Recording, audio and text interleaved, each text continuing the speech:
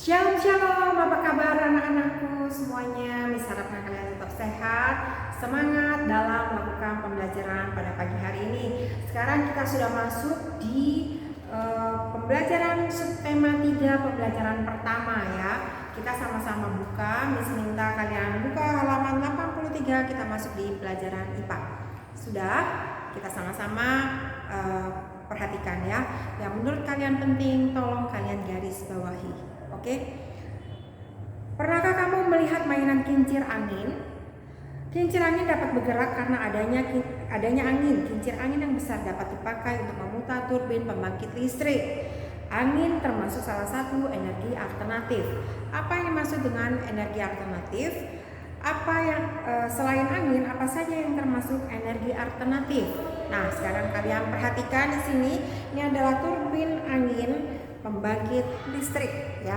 Ini adalah turbin angin pembangkit listrik.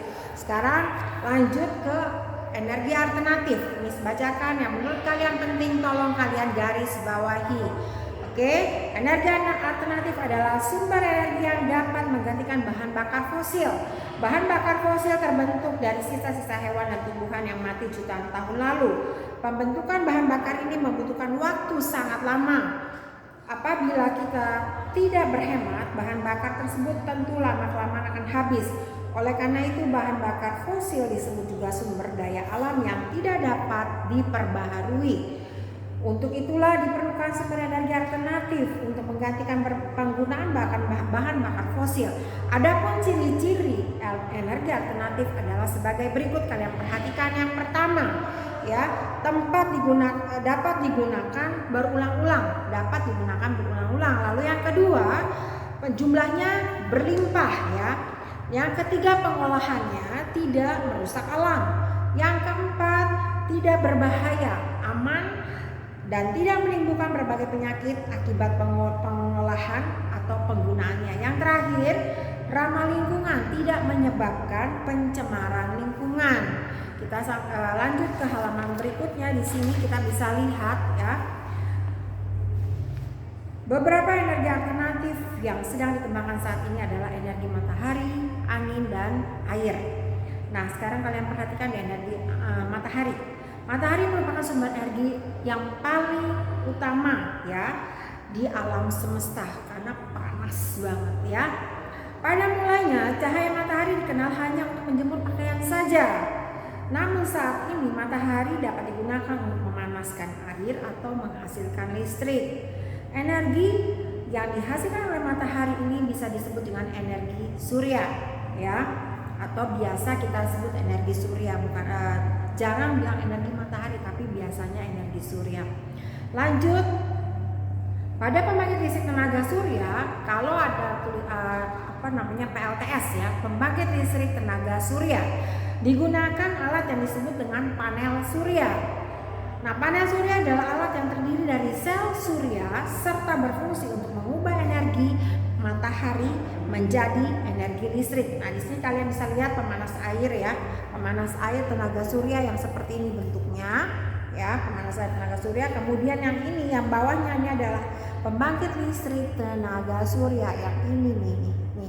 Ini disebut dengan panel surya ya, yang ini warna-warna biru ini nih, panel surya. Kemudian yang kedua, energi angin. Energi angin telah digunakan selama berabad-abad untuk menggerakkan kapal layar dan kincir angin, untuk menggiling padi, sagu, dan gandum. Saat ini energi angin digunakan untuk sebagai pembangkit listrik. Angin digunakan untuk memutar turbin. Gerakan turbin diteruskan ke sebuah generator. Selanjutnya, generator akan membangkitkan listrik. Pembangkit listrik tenaga angin atau yang disebut PLTB, pembangkit listrik tenaga bayu, sangat ditentukan oleh kecepatan angin dan juga oleh panjang baling-baling turbin. Semakin panjang baling-baling dimiliki suatu turbin, semakin besar pula listrik yang dihasilkan ya. Kemudian lanjut ke energi air. Air yang mengalir merupakan sumber energi gerak yang tidak dapat cepat habis dipakai. Energi air yang mengalir dihasilkan oleh air sungai atau air terjun. Energi gerak air tersebut dapat digunakan untuk menghasilkan energi listrik. Energi listrik yang dihasilkan dari air yang mengalir disebut energi hidroelektrik, ya. Apa? Hidroelektrik. Bagaimana cara menghasilkan energi hidroelektrik? Tenaga yang dihasilkan air digunakan untuk memutar turbin. Turbin yang berputar menyebabkan generator listrik bekerja. Nah, generator tersebut dapat menghasilkan listrik yang digunakan untuk keperluan sehari-hari. Sumber energi listrik secara besar-besaran diperoleh dari PLTA atau pembangkit listrik tenaga air. PLTA biasanya dibuat di bendungan sungai atau waduk. Nah, di sini ayo jawab ya. Ini adalah tugas kalian sebagai PS. Kalian kerjakan di rumah, kalian kerjakan di buku PS tematik ya. Kemudian halaman 86 kami skip. 87 pelajaran SBK, Miss minta tolong kalian baca di rumah ya. Lanjut ke halaman 88 masuk di pelajaran matematika. Nah, kalian perhatikan di sini ya. Museum layang-layang baru saja dibuka. Setiap hari museum dibuka untuk kunjungan umum mulai dari pukul 9.30 hingga 16.30. Berapa lama waktu museum menerima kunjungan? Kita hitung sama-sama, oke? Nah, sekarang kita perhatikan di sini ya, disuruh tulis jam 9.30 sampai 16.30. Kalau kita hitung ya, ini ada berapa jam? Coba kalian hitung di rumah. Ini adalah 7, berarti ada 7 jam. Nah, untuk mengetahui benar atau tidak, kita hitung dari sini. Oke? 0 kurang 0, 0. 3 kurang 3, 0. 6 kurang 9, bisa tidak? Tidak kan? Berarti 16 kurang 9 itu hasilnya tuh 7.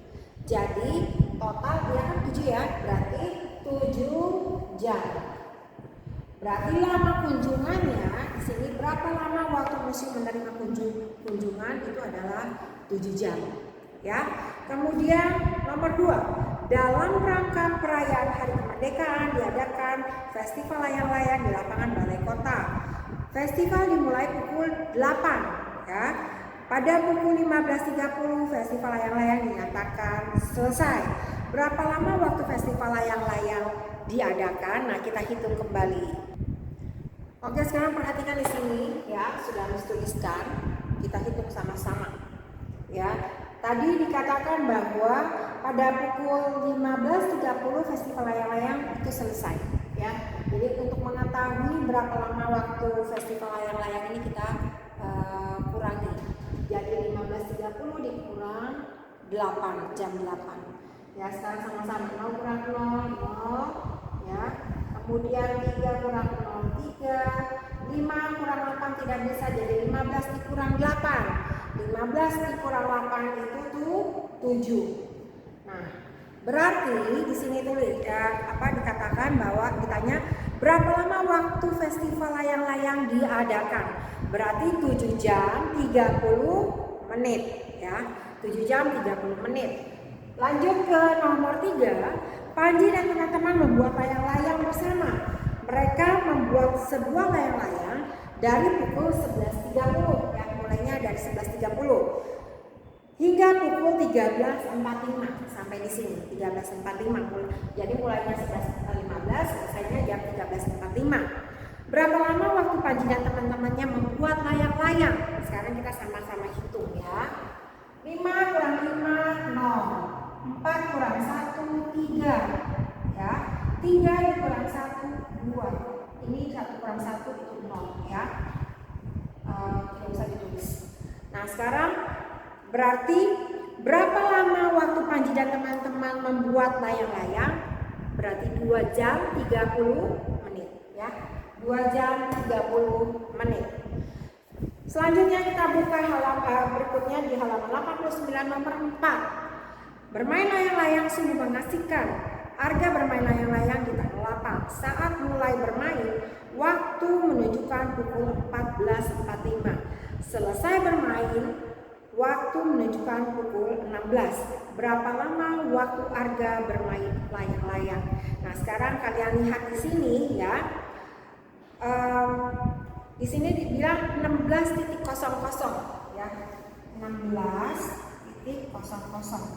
Nah, 16.00 ini ya kemudian dikurangi 14.45 ya.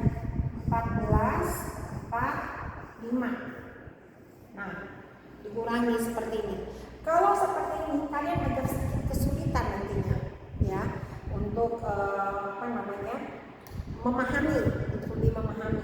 Jadi karena di sini coba kita ya sama-sama.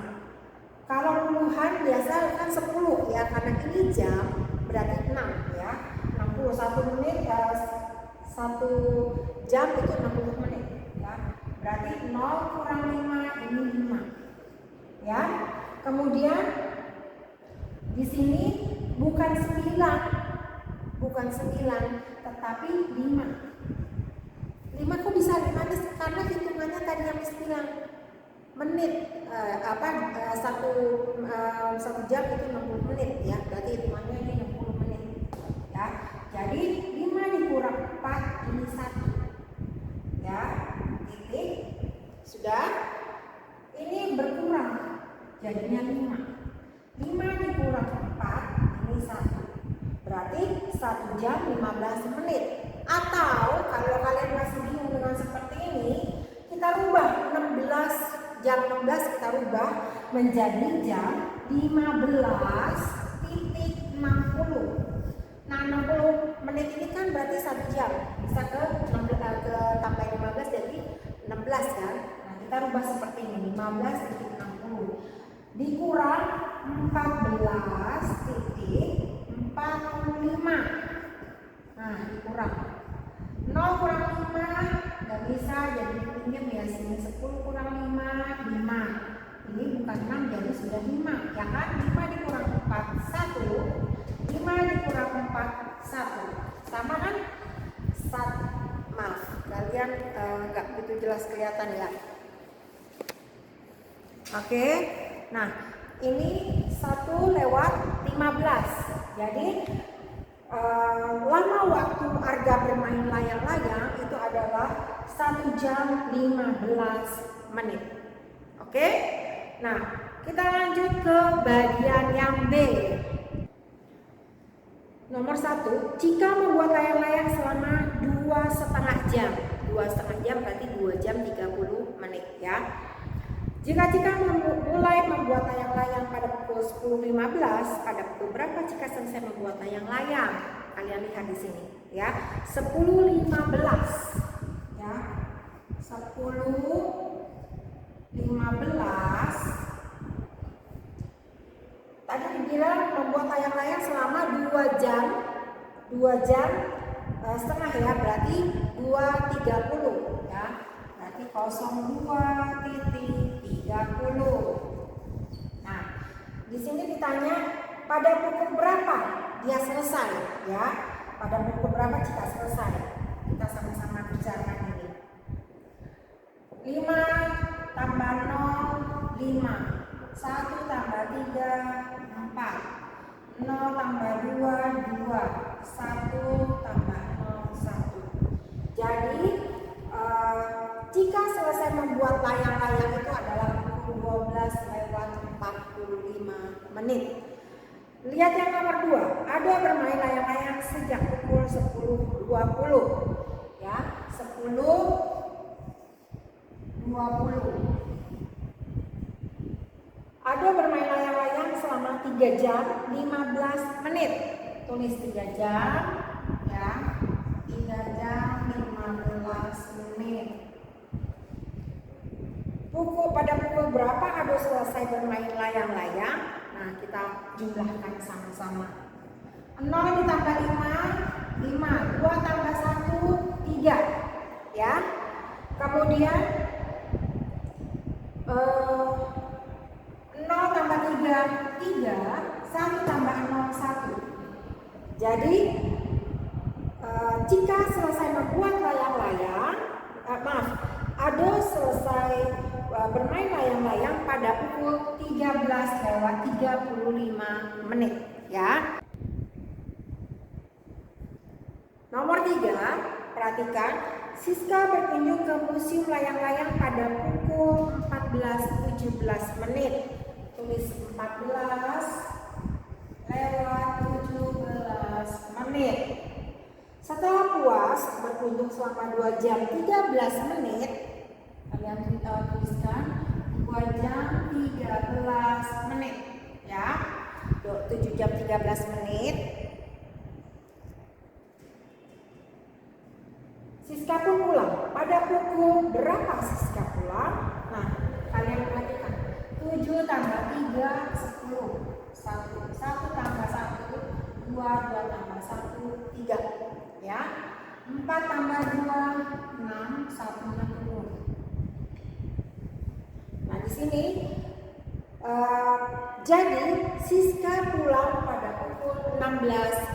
Ya, jadi Siska pulang pada pukul 16:30 ya.